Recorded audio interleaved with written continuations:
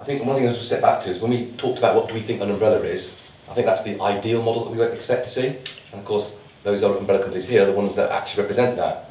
The vast majority of other umbrella companies out there don't achieve that model.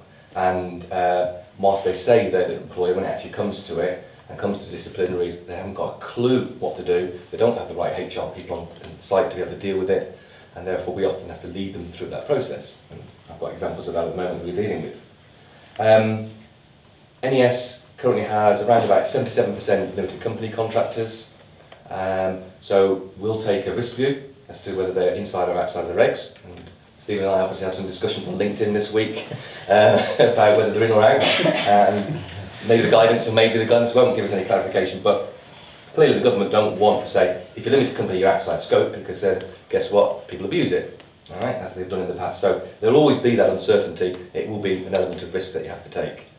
And then the rest of our contractors are in umbrella companies. And I do want to work with some good umbrella companies to come up with a satisfactory solution, which is not grubby, not this sort of 1 hour type stuff, which seems to try and work around the regs. Let's work, what I call work with them, and come up with a solution that is the intention, that what we're trying to achieve, which is equal treatment.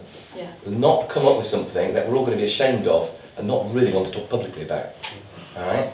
And I can actually see NES going down the route where we may end up with 4 or 5 umbrella companies that we're going to say they're the ones that we're prepared to do business with, because they've got a solution in place that is acceptable, we're proud to be part of it, and it mitigates the risk for every party.